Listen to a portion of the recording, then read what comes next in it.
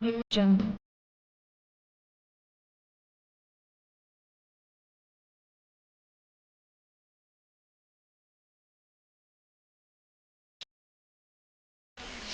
நண்பர்களே, இன்னைக்கு நம்ம சேனல்ல என்ன ரெசிபி செய்து பார்க்க போறோம்னா, என்னோட வீட்டில் விளைஞ்ச ஒரு பூசணிக்காய் வச்சு ஒரு ஸ்வீட் ரெசிபி தான் செய்து காமிக்கலான் இருக்கேன். அதுதான் பூசணிக்காய் அல்வா. அதுக்கு முன்னாடி நம்ம சேனலை நீங்க இது வரைக்கும் சப்ஸ்கிரைப் பண்ணாட்டி சப்ஸ்கிரைப் பண்ணிக்கோங்க. கூடவே இருக்கிற பெல் ஐக்கானையும் கிளிக் பண்ணிக்கோங்க. கடைசி வரைக்கும் இந்த வீடியோவை ஸ்கிப் பண்ணாம பாருங்க. வாங்க பூசணிக்காய் அல்வா எப்படி செய்யலாங்கிறத பார்க்கலாம். பம்கின் அல்வா பண்றதுக்கு தேவையான பொருட்கள் என்னங்கிறத பார்க்கலாம். பூசணிக்காய் 1/2 kg, திக்கான தேங்காய் பால் 3/4 கப், நெய் தேவையான அளவு, முந்திரி 50 கிராம், உலர்ந்த திராட்சை 50 கிராம், 4 ஸ்பூன் கார்ன்ஃபிளவர், வெல்லம் 1/4 கிலோ. பூசணிக்காய் அல்வா பண்றதுக்கு முதல்ல நம்ம பூசணிக்காவை குக்கர்ல வேக வச்சு எடுத்துக்கலாம். இப்போ இது கூட நம்ம 1/4 கப்பு தண்ணி சேர்த்துக்கலாம். ரொம்ப தண்ணி சேர்க்க வேண்டிய அவசியம் இல்லை, ஏன்னா இந்த பூசணிக்காயில இருந்தே தண்ணி வெளியே வந்துடும். இப்போ நம்ம இதை மூடி வச்சுக்கலாம். நம்ம 2 விசில் வர வரைக்கும் நம்ம வெயிட் பண்ணலாம். இப்போ குக்கர்ல 2 விசில் வந்துடுச்சு. அடுத்துதான் நம்ம இதை ஓபன் பண்ணி பார்த்துக்கலாம்.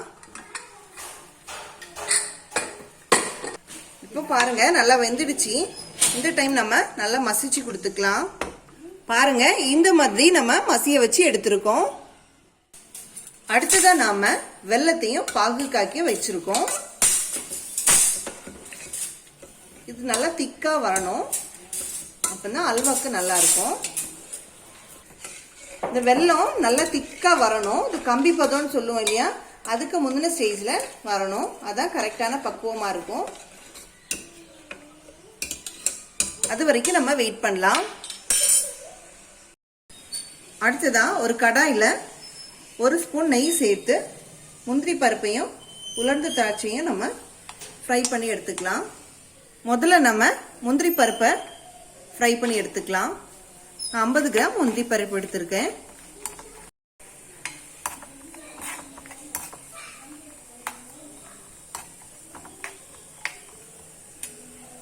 இப்போ முந்திரி பருப்பு நல்லா ஃப்ரை ஆயிடுச்சு. நம்ம இதை எடுத்துக்கலாம். அடுத்ததா உலர்ந்த திராட்சையை நம்ம ஃப்ரை பண்ணி எடுத்துக்கலாம். இப்போ உலர்ந்த திராட்சையும் ரெடி ஆயிடுச்சு. நம்ம இதையும் எடுத்துக்கலாம். பூசணிக்காய் அல்வா பண்றதுக்கு சட்டி அடுப்புல வச்சுக்கலாம். நாம இன்னைக்கு சட்டியில தான் செய்து பார்க்க போறோம். இப்போ சட்டி நல்லா காஞ்சிடுச்சு. இந்த டைம்ல 3 டேபிள் ஸ்பூன் கீ சேர்த்துக்கலாம்.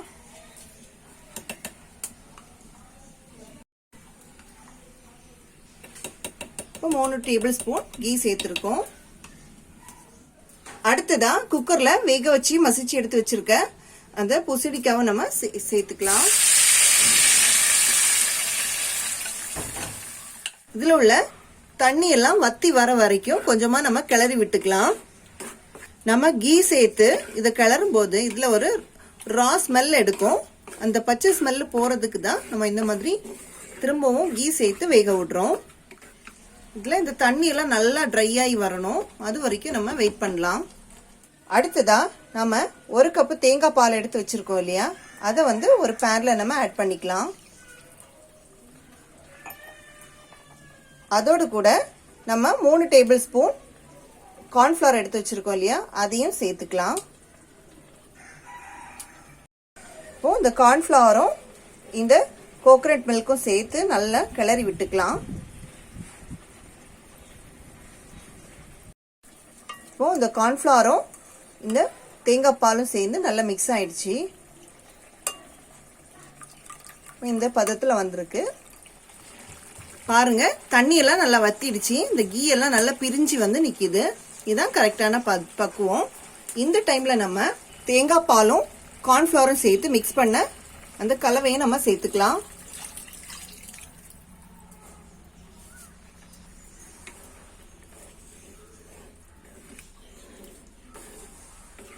நல்லா மிக்ஸ் பண்ணி விட்டுக்கலாம்.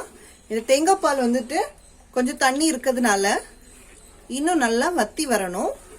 அது வரைக்கும் நம்ம வெயிட் பண்ணலாம். நல்லா கிளறி விட்டுக்கிட்டே இருக்கணும். இப்போ பாருங்க ஓரளவுக்கு கெட்டி ஆயிடுச்சு. இந்த டைம்ல நம்ம வெல்லம் பாகு காய்ச்சி வச்சிருக்கோம் இல்லையா, அதை ஆட் பண்ணிக்கலாம்.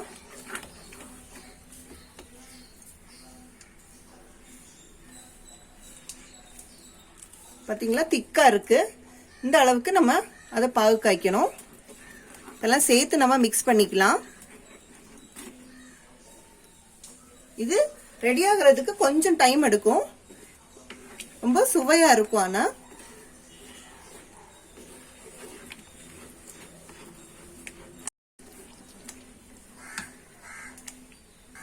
அடுத்ததா கொஞ்சமா கிளறி விட்டுக்கிட்டே இருக்கலாம். இந்த டைம்ல நம்ம ஃப்ரை பண்ணி எடுத்திருக்க முந்திரி சேர்த்துக்கலாம்.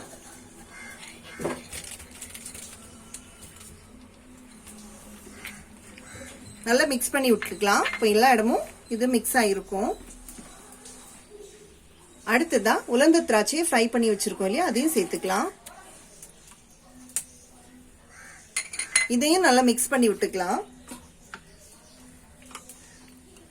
2 டேபிள் ஸ்பூன் கீ கூட நம்ம சேர்த்துக்கலாம். இதுல எக்ஸ்ட்ராவா சேர்த்தா இன்னும் டேஸ்டா இருக்கும். அதுக்கு தான் நம்ம இப்படி பண்றோம்.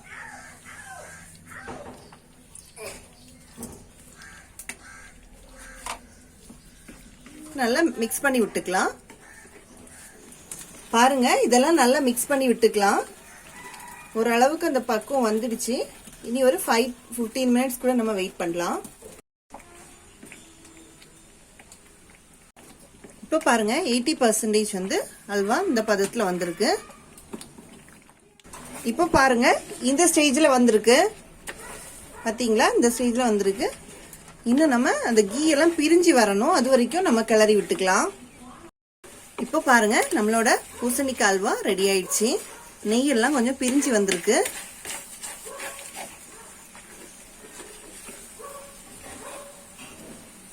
இப்போ நம்ம இதை இறக்கி வச்சுக்கலாம்.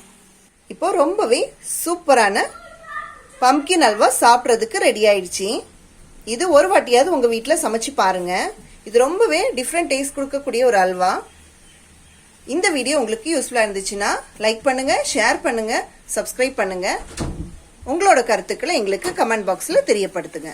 Happy cooking.